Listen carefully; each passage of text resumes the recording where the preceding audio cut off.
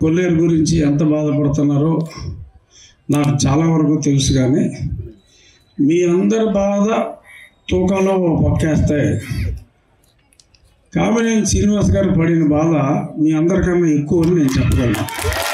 ఎందుకంటే ముఖ్యమంత్రి గారి దగ్గరికి వెళ్ళినప్పుడు ఆయన పడిన ఆవేదన, తర్వాత ఆయన పిల్లల్ని చూడటానికి ఒక వారం రోజుల పాటు అమెరికా వెళ్ళాలి అని ప్రోగ్రాం పెట్టుకుంటే ఈలోపు అనుకోకుండా ఈ టూర్ రావటం, ఆయన క్యాన్సిల్ చేసుకొని ఉండిపోయి వీళ్ళతోటి మాట్లాడుతూ, ఎందుకంటే మీ కష్టం ఆయనకి తెలిసినంత బాగా ఎవరికీ తెలియదు కాబట్టి ఆయన అది ఎక్స్ప్లెయిన్ చేయడానికి మేము ముఖ్యమంత్రి గారితో కూడా 2-3 మీటింగ్లు అయినప్పుడు కూడా ఆయన ముఖ్యమంత్రి గారిని, ఎందుకంటే ముఖ్యమంత్రిగా ఆయనకి పర్యావరణాన్ని చూసుకోవాలి, అలాగే ప్రజల్ని చూసుకోవాలి.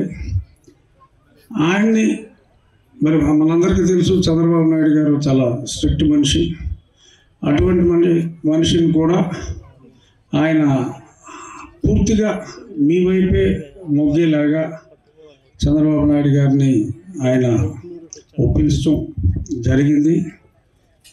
జీరో సైజులు అనేది నాకు పెద్ద పరిచయం తక్కువ, ఎందుకంటే నేను 5 ఏళ్ళ క్రితం ఎంపీ అయినా నేను ఇక్కడికి పెద్దగా రాలేకపోయాను, అది కూడా చెప్పారు.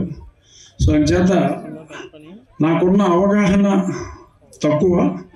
బట్ ఈ సంవత్సరంలో కొల్లేరు మీద, ఎందుకంటే కామినేని గారు నేను ఆల్మోస్ట్ రోజు మాట్లాడుకుంటూ ఉంటాం కాబట్టి ఎప్పుడు పొద్దున లేదు సాయంత్రం లేదు, నా కొల్లేరు నా రైతులు తప్పితే ఇంకో గొడవ లేదు. తప్పకుండా ఆయన చూసిన తర్వాత మీకు పూర్తి న్యాయం జరుగుతుందన్న నమ్మకం నాకు పూర్తిగా వచ్చింది. ఇప్పుడు ఈ కాస్త సమయంలో ఈ అధికారులతో కూడా నేను మాట్లాడుతూ ఈ సమయాన్ని కూడా వినియోగించుకొని కొన్ని మీ సమస్యలన్నీ కూడా చెప్పడం జరిగింది. పర్యావరణం 100% అవసరం.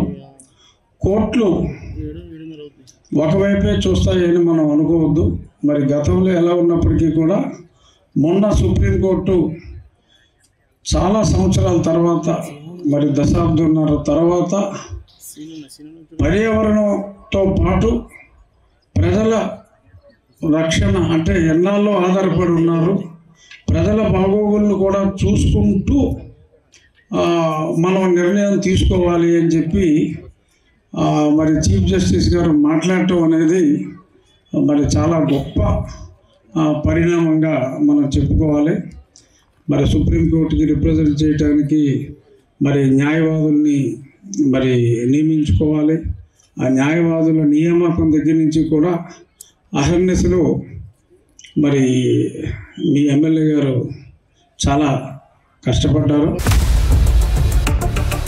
ఇండియా పాకిస్తాన్ తాజా అప్డేట్స్ కోసం డౌన్లోడ్ చేసుకోండి RTV లైవ్ యాప్.